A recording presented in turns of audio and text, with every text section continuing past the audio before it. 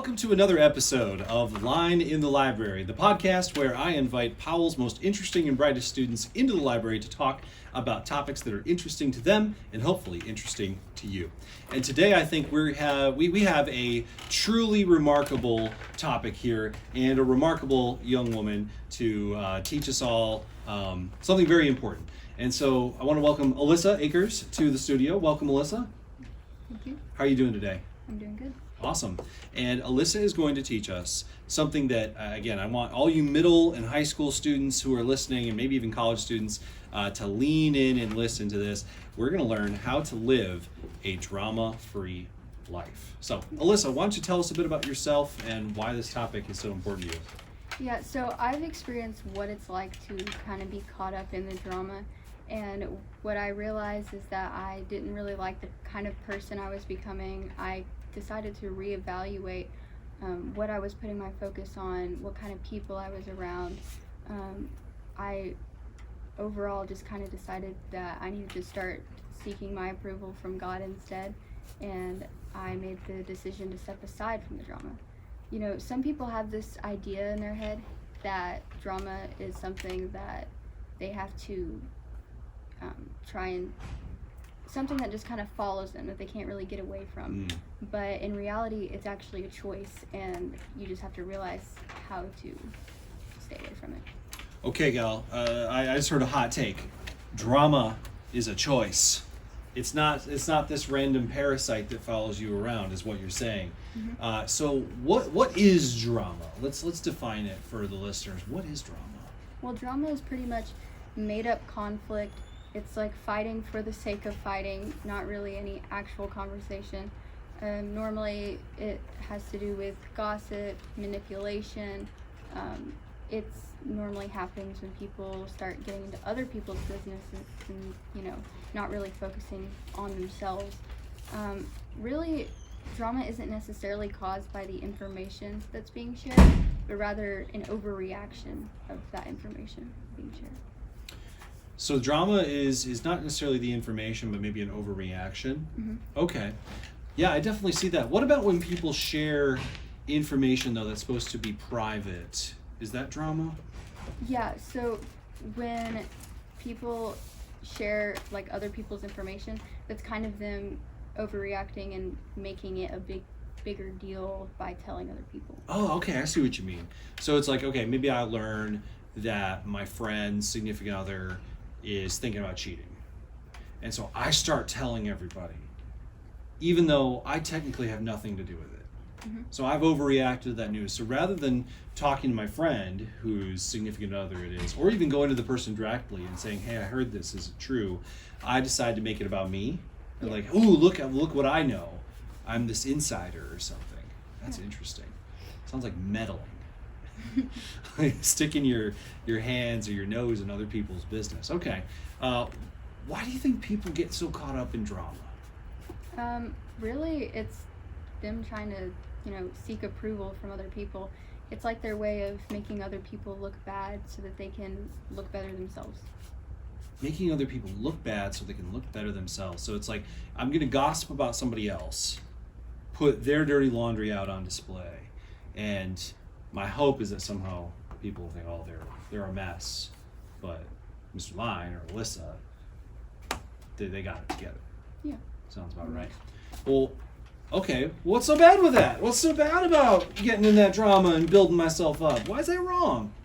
Well, for one, it normally circles back around, and you might end up being the person gossiped about later, and nobody really wants that. As well as drama, it can be really stressful. It can create an emotional toll on you or on other people. And then once that emotional toll starts, it can start to have a physical effect on you as well. Like you might lose sleep, not really not feel good, like kind of get sick. It can ruin relationships as well.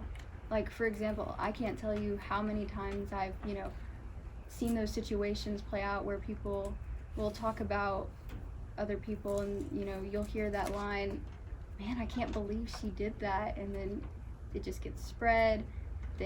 Everyone just loses trust in the whole situation and ruin your friendships. Wow. So could possibly ruin friendships, and then you're saying it can affect your physical health. Yeah. You can lose sleep. I imagine it could lead to eating issues. Yeah.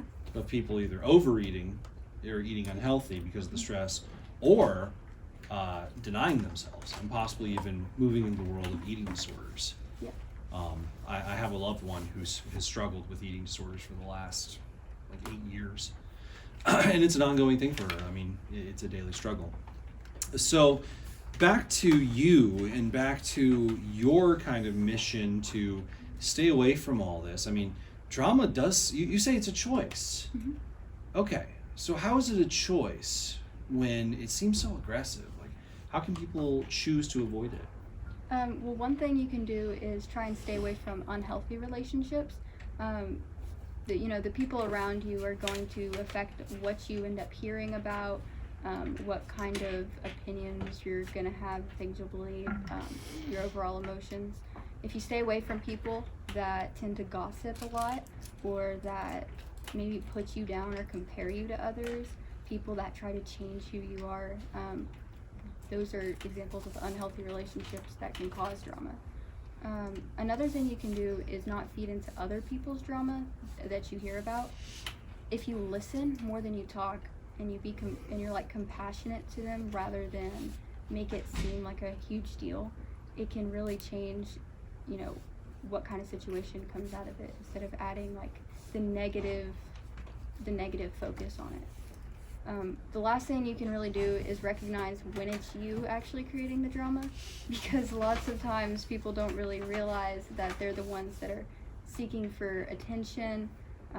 Maybe if you find yourself lying a lot, you're not really an honest person, or if you feel like you're always having to chase excitement, that could be a sign that it's you causing the drama. You're asking a lot there of young people, but it's also important. You're asking young people to be self-aware, Mm-hmm. to pay attention to the things they talk about. And what you just said is like, am I speaking untruths a lot? And something I would add to that is, who or what are the topics of my conversation, and then what's my tone? Like, and a good way to think of it is, if I'm talking about others, is my tone positive or negative? If it's mostly positive, then I might be that compassionate, encouraging person you're talking about. Versus if I'm talking about others and it's negative, then maybe I'm being a drama queen or a drama king. I'm joining in that. Or there's also the opposite, where maybe I'm mostly talking about myself and bragging or boasting. And that can be also a source of drama, is someone who kind of has to be the alpha, whether it's the alpha male, alpha female, alpha whatever. Can be a part of it. So sounds like being self-aware, listening to yourself, and assessing yourself can help. I want to follow up on one thing you mentioned about having a friend or being in a relationship with someone who is a source of drama. How can someone, because this is hard, like, how do you go about removing yourself from that drama when it might mean having a very hard conversation with someone? Yeah, well, a lot of times people will try to, avoid the drama, and it just doesn't, they can't do it. That friendship is it's causing too many problems. And really, what you have to do is just not be afraid to cut it off, because it's always going to be better in the long run. And people will just sit there and, go through it and try and keep it for the sake of the relationship, when it's not really a relationship. It's difficult to have those conversations, but sometimes it could even be just a gradual talk to them less and less, until it just kind of, the friendships kind of slowly ghost them. Pretty much. Yeah. I tried that with girls I wasn't interested in dating. It didn't go so well. But it's interesting as we talk about this, because on one hand there's the drama of being in the relationship, but then on the other hand there's the drama of cutting off the relationship. And instead of maybe making fun of other people, that toxic friend will start making fun of you because you cut them off. And so I would almost edit the title of your topic to how to live a life of less drama, or drama that's worth having. Yeah. because I think about it when you're kind of the silent accessory to a bully. When I say you, it's a general you, by the way, not an Alyssa you. If you're friends with someone who's toxic and gossiping about people and is constantly a menace through this drama stuff, and we just kind of silently go along with it, I feel like we're accessories. Mm-hmm. And I only say that because that was me in like 6th grade. No, it was pretty much all middle school. I was an accessory. My friend was a toxic bully, and all I wanted was validation. I just wanted someone to like me and be my friend. And I let him say and do the meanest stuff to other people, all because I just didn't want it on me. I didn't want it on me. And so I just would caution the listeners that in no way are we advocating to be cowardly. And so that may take some work. It may take some practice, some having the conversation with another friend or maybe a parent or a sibling that you can kind of like role play it. This is not going to be an easy conversation. It's going to require being honest about some tough stuff. So, any thoughts about those hard conversations? Have you had to have one yourself? Well, I would say that for me, it was more like I just kind of tried to gradually get away from the relationship. You tried the slow... Which, there were some good things about it, but yes, it did kind of somewhat put the, I kind of got the backhand of it a little bit, but overall, I felt like it was for the best anyway. Mm-hmm. It still caused less drama in the end. Okay, good. Did that toxic person kind of leave you alone, let you go? Yeah, eventually. Okay. Yeah, I'm wondering if there's a happy medium between what I suggested and what, is the completely backing away, where you can make yourself scarce, maybe. Yeah.